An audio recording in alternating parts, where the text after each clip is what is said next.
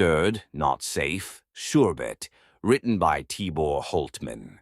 This novel is entirely a work of fiction. The names, characters, and incidents portrayed in it are the work of the author's imagination. Any resemblance to actual persons, living or dead, events, or localities is entirely coincidental.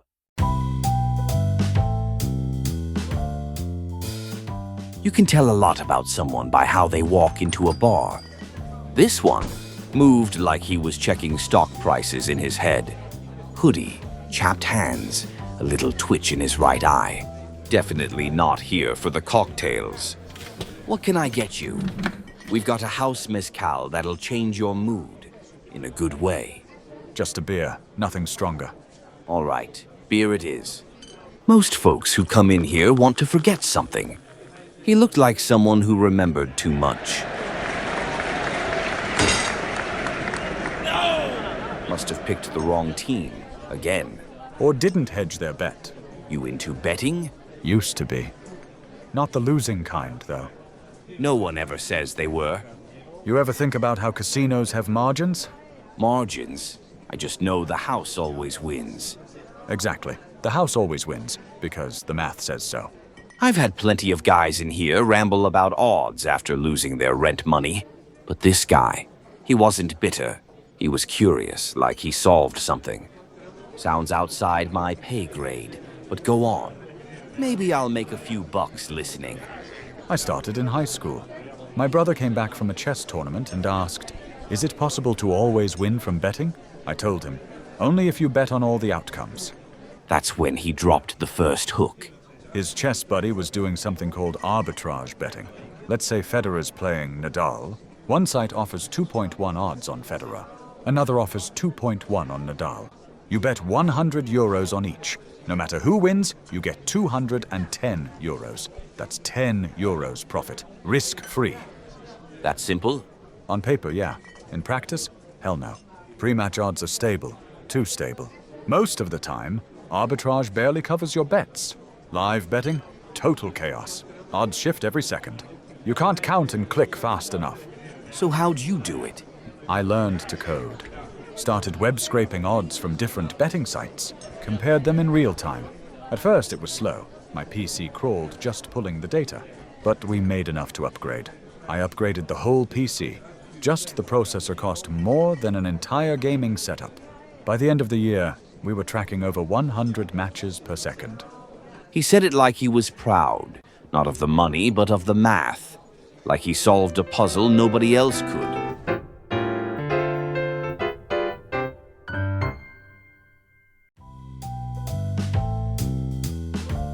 Most just want to sound smarter than they are. But this one, he laid it out clean. No bragging, no buzzwords, like he'd rehearsed it 100 times, but never out loud. He wasn't here to talk odds. He was here to talk infrastructure. Me and my brother, we wanted more. Bigger bets, more profit, more speed. So we sold subscriptions, hired our own bettors, like a distributed betting network. You had employees? Contractors, teens with fast fingers and no clue what they were part of. The real challenge was making sure each person looked like a real, unique user.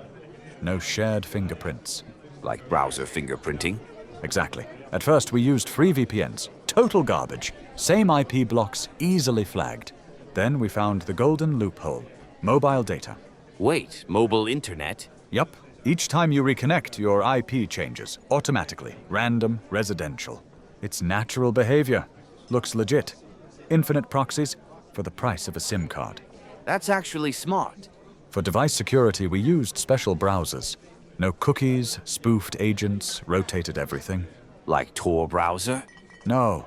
Tor's too suspicious. Too many blocks. You look like a hacker. We needed to look boring. Private browser. User agent switchers. That's enough to pass as a guy betting on Arsenal during lunch break. They weren't hackers. They were ghosts, slipping through every crack the system left open. We kept scaling, betting and building. But the code was hell. I hired a colleague, smart guy, no experience. I taught him everything. With him, we built our own dashboard. Scraped more sites, added more sports. At one point, we were betting on tennis, soccer, basketball, anything with a money line. Sounds exhausting. It was, but worth it. We were making as much in a day as our parents did in a month, spending our spare time playing the ukulele and singing. He didn't say it like he was bragging. He said it like he missed it. Sounds like heaven. Yeah, it was, but not for long. Who would have thought? Betting companies don't like losing money. Shocking. They started fighting back. First, they upgraded their security systems. They baited us, placed poison tickets. Odds so good our system couldn't ignore them. Then they'd remove the offer, call it a mistake, and use it to flag our accounts. The house wasn't just watching, it was setting traps. They tracked withdrawal activity, cross-referenced bank transfers, called our clients. Have you been using this account? One bad answer and the whole chain collapsed.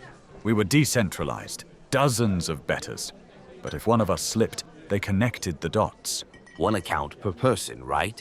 Exactly. Once they tagged you, you were blacklisted, forever. I'm sure we were infamous in their security department. Red flagged, highlighted, noted. We had to cut the humans. Randomize everything, fully automate. So no more arbitrage? We switched to value betting. What's the difference? With arbitrage, you bet both sides. Guaranteed profit, low risk, low gain. With value betting, you bet only one side, the one the system says is overpriced. There's this idea of real odds, like the true probability behind an outcome. But how do you know what's real? That's the hard part. You can build your own model, which is hell, or cheat a little. Use a sharp bookmaker as your baseline. Sharp? Two types of bookies. Soft ones, casual users, low risk. They limit you if you win too much. And sharp ones, they know their odds, confident, usually market makers. We used sharp books to find the true odds, compared them against the soft ones. Bet only when the gap was big enough. So you bet on the side with the most upside? Exactly. Small edge, 5% profit margin. But we could automate the whole thing. At our peak, we were betting 300,000 euros a month. That wasn't betting. That was an economy. But each month, more accounts got limited. Less turnover, less profit. We built a machine and watched it choke to death, one blocked account at a time.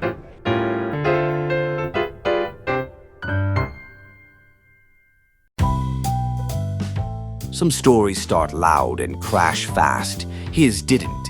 It scaled quietly. More money, more accounts, more silence. But machines don't stay perfect. Accounts got limited. Profits shrank. And like all systems under pressure, they either adapt or break.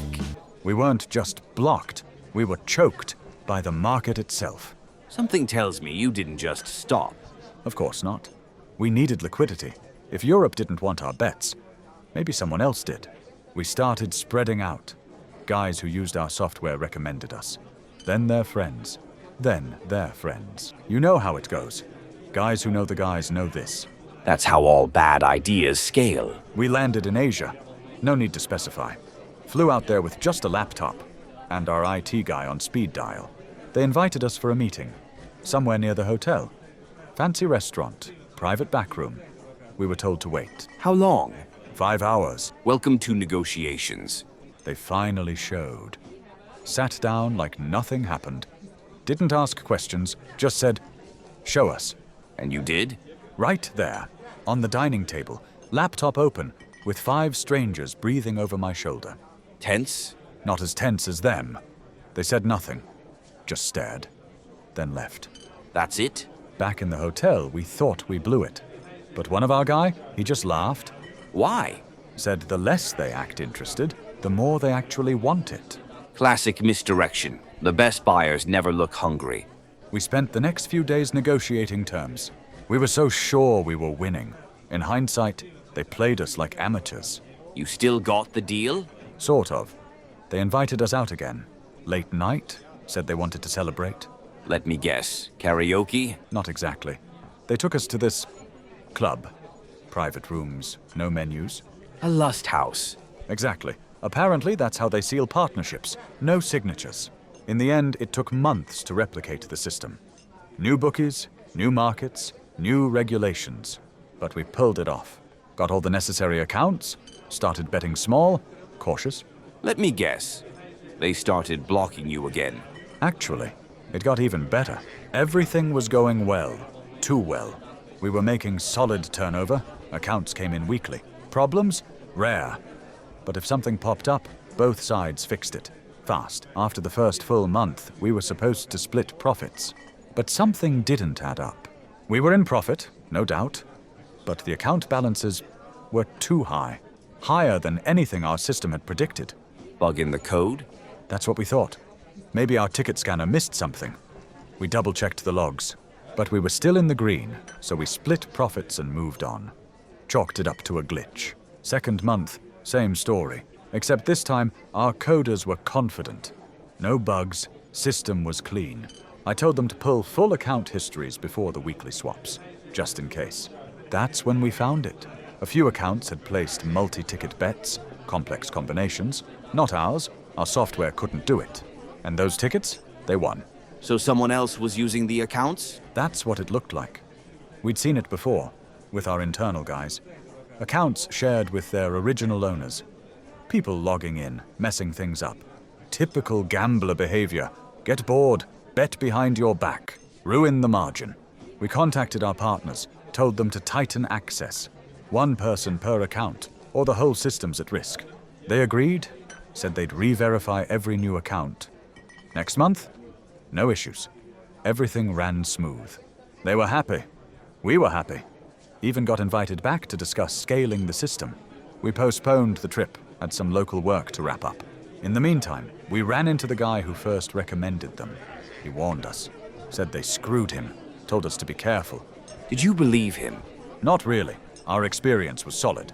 Plus, we owned the system. If anything felt off, we could just kill the switch. Still, we agreed to dig a little deeper, just to be sure before we flew out again. And what we found? You wouldn't believe it.